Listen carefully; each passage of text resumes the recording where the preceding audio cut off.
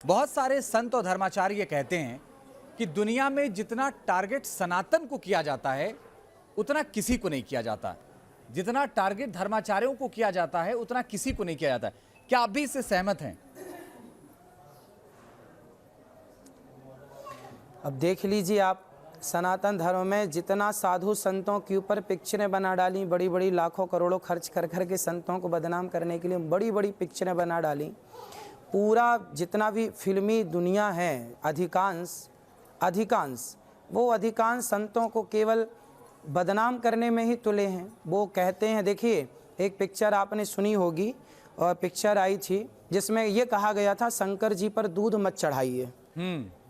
देखी होगी आपने? बिल्कुल। शंकर जी पर दूध मत चढ़ाइए। अब वो कह रहे हैं शंकर जी पर दूध मत चढ़ाइए, गरीबों को बांट दीजिए। मैं इस बात से सहमत हूं कि भाई गरीबों में बांट दो, पर सवाल भी तो बनता है कि आपने उस पिक्चर से करोड़ों कमाए, हजारों करोड़ कमाए, आपने कितना गरीबों को बांटा? पहला। और एक बात बताइए, यदि शंकर जी को कोई दूध चढ़ाता है ना तो उसके घर का चूल्हा नहीं बंद होता, पर शराब पीने से हमारे देश में कितनी माताओं बहनों का जीवन बिगड़ गया, कितने बच्चे अनाथ हो गए। शराब पी के बाप मर गया, शराब पी के पति मर गया, विधवा हो गई माँ का बेटा मर गया। शराब पीने से कितने लोग बिगड़ गए, कितने लोग गलत रास्ते पर चले गए, कितनों का चूल्हा बुझ गया। एक भी पिक्चर शराब के खिलाफ नहीं बनाई कि शराब मत पियो, समाज को जागरूक करते हैं। ये लोग तो गुटखा खाने का प्रचार करते हैं, ये लोग शराब का प्रचार, जीना अगर ज़रूरी है तो पीना बहुत ज़रूरी है, ये गाने बनाते हैं। मुझे पीने का शौक़ नहीं, पीता हूँ गम भुलाने को, ये गाने बनाते हैं। अब बताइए समाज को क्या दिशा दे रहे हैं आपके? शराब पीजिए। अब शंकर जी का दूध चढ़ाने से किसी का क्या नुकसान है? भाई शंकर जी को दूध चढ़ाते हैं, गाय रोज़ दूध देती है, नुकसान नहीं है। किसी का चूल्हा नहीं बुझता, किसी का बेटा नहीं मरता, किसी का पति नहीं मरता, है ना। और दूध चढ़ाने का एक साइंटिफिक रीज़न है। अब ये पिक्चर बनाने वालों को हम क्या साइंस समझाएं? शंकर जी पर दूध चढ़ाने का एक साइंटिफिक रीज़न है। आज आपके चैनल के माध्यम से तमाम देशवासियों को आज मैं अवगत करा दूँ कि दूध चढ़ाने के पीछे सबसे बड़ा साइंटिफिक रीज़न क्या है, वो समझिएगा। शंकर जी को दूध सबसे ज़्यादा चढ़ाया जाता है सावन के महीने में। आपको आवाज़ आ रही है? जी बोलिए महाराज जी, बोलिए। भगवान शंकर को सबसे ज़्यादा दूध चढ़ाया जाता है सावन के महीने में। और आपने देखा होगा सावन आषाढ़ के महीने में ना मानसून आता है, और जब मानसून आता है तो पहला पानी जब गिरता है ना, तो आपने भी सुना होगा अपनी दादी और नानी से कि पहला बारिश के पानी में नहाना नहीं चाहिए, क्योंकि पहला पानी जो है ना वह दूषित होता है। जितना भी पॉल्यूशन था वह पहले पानी के साथ नीचे आता है। तो पहले पानी के साथ प्रदूषण आता है तो वो सारा पानी नीचे गिरता है, उससे घास होती है, तो घास में भी वह बैक्टीरिया पहुंच जाते हैं। जो पॉल्यूशन था वह घास तक भी पहुंच गया।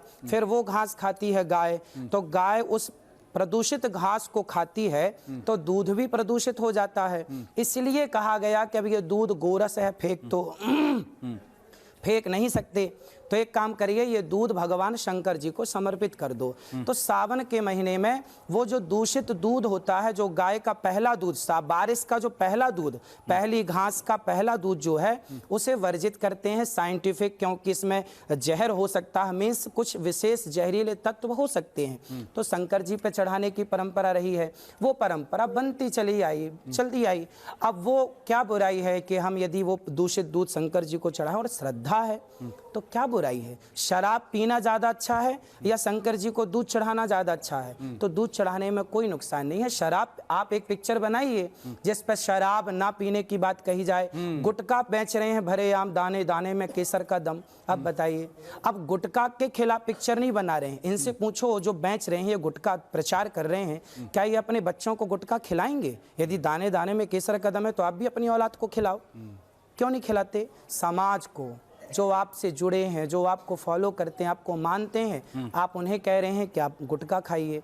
शराब की आप बातें कर रहे हैं, पिक्चरों में शराब पीने का दिखाते हैं दृश्य, ताकि समाज के आम बच्चे शराब पीने लग जाएं। तो इस समाज को बिगाड़ने के सिवा पिक्चरें कर क्या रही हैं? जी अनुदाचार्य जी, अभी हमने जिक्र किया था ना कि आपकी बहुत सारी रील वायरल होती हैं। आपने कहा कि लड़कियां पढ़ाई लिखाई के बाद सिनेमाघरों में फिल्में देखने चली जाती हैं, इसलिए उनके टुकड़े टुकड़े हो जाते हैं। तो क्या ये गलत है? इसको बहुत सारे लोगों को हो सकता है ये ना अच्छा लगा हो, क्योंकि आपने अभी सिनेमा की बात की तो मैंने जोड़ दिया इसको। भाई बात ऐसी है कि पढ़ना लिखना बुरा नहीं है, पढ़ाई तो बहुत ज़रूरी है, पढ़ो लिखो, पर पढ़ाई लिखाई ठीक है, पर किसी से प्रेम कर लेना और प्रेम के बाद संबंध बना लेना, दुराचार करना, किसी का शोषण करना, ये सब गलत है। माँ बाप की नज़रें होनी चाहिए और बच्चों को जागरूक होना चाहिए कि हमारा कोई शोषण ना करे, हमारे शरीर को कोई टच ना करे। यदि हम ही आज्ञा देंगे तो बहुत लोग बैठे हैं आपको टच करने के लिए। तो ये तो विशेष बात है कि पढ़ाई लिखाई तो जरूरी है, पर आप पढ़ाई लिखाई के नाम पर आप अपने चरित्र की रक्षा करें। आपका कैरेक्टर आपकी शिक्षा से ज़्यादा कीमती है। आप समझिएगा, आज समाज में चरित्र की बातें कम हो रही हैं, केवल चरित्रहीनता ही हम देखते चले जा रहे हैं, चरित्रहीन होते जा रहे हैं बच्चे पढ़ाई लिखाई के नाम पर।